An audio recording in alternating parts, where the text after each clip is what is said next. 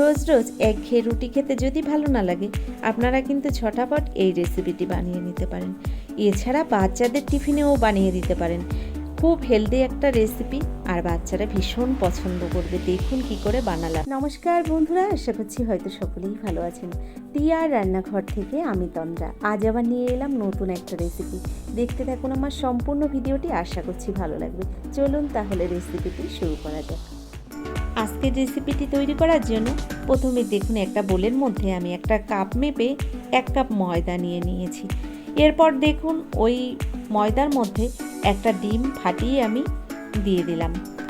তো ডিমটাকে ফাটিয়ে দেওয়ার পরে এবার এর মধ্যে দিয়ে দিচ্ছি দেখুন স্বাদ মতো লবণ। তো লবণটাও দিয়ে দিলাম এই ময়দার মধ্যে। এবার একটা হ্যান্ড উইস্কি দিয়ে দেখুন ভালো করে আমি এই ডিমের ব্যাটারটাকে মিশিয়ে নিচ্ছি ময়দার সঙ্গে। এবার দিয়ে দিলাম এর মধ্যে জল, তবে একবারে বেশি জল দেওয়া যাবে না, অল্প অল্প জল দিয়ে এই ময়দার ব্যাটারটাকে কিন্তু বানিয়ে নিতে হবে। তো ময়দার ব্যাটারটাকে কিন্তু আমি পাতলা করেই বানিয়ে নেব। আপনারা দেখুন আমি কিন্তু অল্প অল্প জল দিয়ে এভাবে ব্যাটারটাকে রেডি করে নিচ্ছি। তো আপনারা দেখে বুঝতে পারছেন অনেকটাই ব্যাটারটা পাতলা হয়েছে, আর ঠিক এরকমই ব্যাটারটা বানিয়ে নিয়েছি। এবার দেখুন এর মধ্যে দিয়ে দিলাম আমি 2 চামচ সাদা তেল। তো সাদা তেলটাও দিয়ে দিলাম, আরও একবার ভালো করে ফেটিয়ে নিয়ে আমি সাইড করে রেখে দেব। তো এখানে দেখুন ব্যাটারটাকে বেশ ভালো করে আমি ফেটিয়ে নিয়েছি, আর ব্যাটারের থিকনেসটা ঠিক এরকমই রেখেছি। এবার ব্যাটারটাকে সাইড করে রেখে আমি চলে যাচ্ছি দেখুন এর পরের স্টেপে। দেখুন এখানে আমি একটা ফ্রাই প্যান বসিয়ে দিয়েছি গ্যাসের উপরে। 1 চামচ দিয়ে দিলাম সাদা তেল, তার মধ্যে একটা ডিম ভেঙে দিয়েছি। দেখুন ডিমটাকে সুন্দর করে ভুজিয়া বানিয়ে নিচ্ছি। তো এভাবে একটু নেড়ে চেড়ে হালকা একটু লবণ দিয়েছিলাম আমি এর মধ্যে, এভাবে ভুজিয়াটা বানিয়ে নিয়েছি। এবার এই ভুজিয়াটাকে নামিয়ে রেখে আমি এই প্যানের মধ্যেই দিয়ে দেব আবারও প্রায় 2 চামচ পরিমাণে সাদা তেল। তেলটা দেওয়ার পরে দিয়ে দিলাম একটু জিরে ফোড়ন, একদম অল্প পরিমাণে একটু জিরে ফোড়ন দিয়ে দিলাম এর মধ্যে 4টে রসুন কুচি, 1/2 ইঞ্চি পরিমাণে আদা কুচি, আর দিয়ে দিলাম 4 থেকে 5টা কাঁচা লঙ্কা কুচি। এবার দিয়ে দিচ্ছি এর মধ্যে দেখুন মিডিয়াম সাইজের একটা পেঁয়াজ কুচি। ভালো করে সব কিছু একসঙ্গে নেড়ে চেড়ে আমি একটু ভেজে নিচ্ছি দেখুন। তো পেঁয়াজ রসুন আদা লঙ্কাটাকে একটু নেড়ে চেড়ে ভেজে নিয়েছি। এবার দেখুন এখানে আমি দিয়ে দিচ্ছি স্বাদ মতো লবণ, আর দিয়ে দিলাম পরিমাণ মতো হলুদ গুঁড়ো।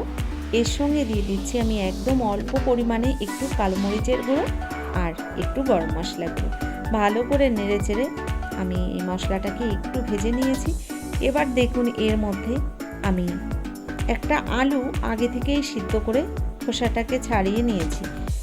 এবার আলুটাকে দিয়ে দিলাম এই মশলার মধ্যে হাত দিয়ে একটু ম্যাশ করে। এবার একটা ম্যাশার দিয়ে দেখুন ভালো করে আমি এই আলুটাকে কিন্তু ম্যাশ করে দিচ্ছি। এভাবে দেখুন আমি কিছুক্ষণ টাইম ধরে আমি আলুটাকে কিন্তু সুন্দর করে ম্যাশ করে নিয়েছি। তো বন্ধুরা আপনাদের কাছে একটা অনুরোধ করব, ভিডিওটা দেখার শুরুতে একটা লাইক দিয়ে ভিডিওটা দেখা শুরু করুন না। আপনারা তো অনেকেই ভিডিও দেখছেন, কিন্তু কেন লাইক দিতে ভুলে যাচ্ছেন আমি ঠিক জানি না। আমি সকলের ভিডিওতে প্রথমে লাইক দিয়েই ভিডিওটা দেখা শুরু করি। তো এটাই আপনাদের কাছে অনুরোধ, ভিডিওটা দেখার শুরুতে একটা লাইক দিয়ে ভিডিওটা দেখা শুরু করুন। দেখুন আমি আলুটাকে সুন্দর করে ম্যাশ করে নেওয়ার পরে এর মধ্যে ডিমের ভুজিয়াটা দিয়ে দিলাম। আরও একবার ভালো করে নেড়ে চেড়ে আমি এই পুরটাকে কিন্তু এবার নামিয়ে নেব। পুরটা রেডি হয়ে গেছে। এখানে দেখুন যে ব্যাটারটা আগে বানিয়ে রেখেছিলাম, ব্যাটারটাকে আরও একবার আমি একটু ফেটিয়ে নিচ্ছি।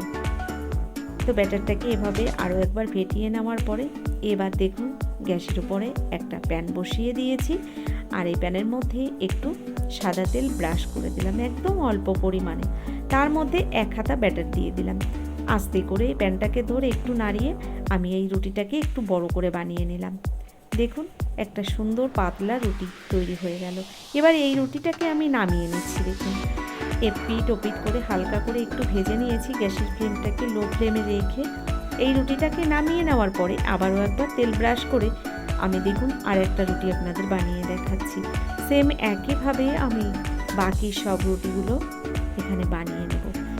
তো দেখুন আরও একবার আপনাদের দেখিয়ে দিলাম আরেকটা রুটি তৈরি করে। রুটিগুলো কিন্তু ভীষণ পাতলা হয়েছে। আর এভাবে রুটিগুলো নামিয়ে রেখেছিলাম। এবার চলে এসেছি, দেখুন এখানে একটা বাটির মধ্যে অল্প পরিমাণে একটু ময়দা জল দিয়ে মেখে নিয়েছি। আর এখানে দেখুন রুটিগুলো আমি নামিয়ে ঠান্ডা করে নিয়েছি। এবার একটা রুটি নিয়ে নিলাম, তার মাঝখানে দেখুন যে পুরটা বানিয়ে রেখেছিলাম 1 চামচ পুর দিয়ে দিয়েছি। আর সাইডগুলো এভাবে একটু ময়দার যে মেখে রেখেছিলাম ওই ময়দাটাকে লাগিয়ে দিলাম হাত দিয়ে। ঠিক এভাবে একটু ফোল্ড করে দিলাম। দেখুন আপনারা দেখে বুঝতে পারবেন, এটা মুখে বললে বুঝতে পারবেন না। দেখুন এভাবে আস্তে আস্তে করে আমি কিন্তু ভাঁজ করে দিলাম। দেখুন কত সুন্দর একটা নাস্তা আমি বানিয়ে নিয়েছি। সেম একইভাবে আমি কিন্তু বাকি নাস্তাগুলোকে বানিয়ে নেব। খুব সহজ এই রেসিপিটি বানানো, কিন্তু খেতে হয় অপূর্ব, আপনারা না খেলে বুঝতে পারবেন না। বাচ্চাদের টিফিনে কিন্তু আপনারা এই রেসিপিটি বানিয়ে দিতে পারেন, বাচ্চারা খুবই পছন্দ করবে। তবে সেক্ষেত্রে ঝালের পরিমাণটা আপনারা একটু কম করে দেবেন। দেখুন আমি এখানে এক এক করে নাস্তাগুলো সব বানিয়ে নিয়েছি।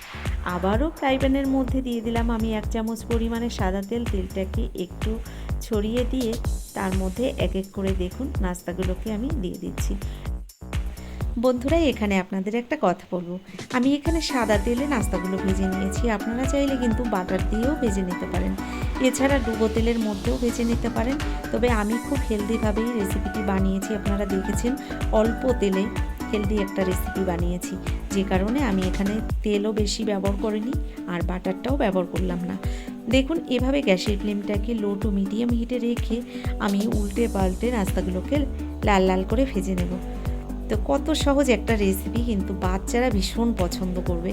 আমি আমার ছেলের জন্যই বানিয়েছিলাম, তবে আমার ছেলে কিন্তু আমাকে 100-র মধ্যে 100 নাম্বারই দিয়েছিল, ভীষণ পছন্দ করেছে। তো কেমন লাগলো আমার এই নাস্তার রেসিপিটি অবশ্যই সেটা লিখে জানাবেন। যদি আপনাদের এই রেসিপিটি ভালো লেগে থাকে, যারা এখনও আমার চ্যানেলটিকে সাবস্ক্রাইব করেননি অবশ্যই আমার চ্যানেলটিকে সাবস্ক্রাইব করে আমার ভিডিওর পাশে থাকা বেল আইকনটি ক্লিক করে নোটিফিকেশানটা অল করে দেবেন। আর যারা ভিডিওটি ফেসবুক থেকে দেখছেন অবশ্যই পেজটাকে ফলো করবেন। দেখবেন আমার ডেসক্রিপশান বক্সে আমার ফেসবুক লিঙ্ক দেওয়া আছে। যারা এখনও আমার ফেসবুক পেজে জয়েন্ট হয়নি অবশ্যই আপনারা জয়েন্ট হয়ে যেতে পারেন। অনেক বন্ধুরা কিন্তু আমার ফেসবুক পেজে চলে গেছে, আপনারাও আসতে পারেন।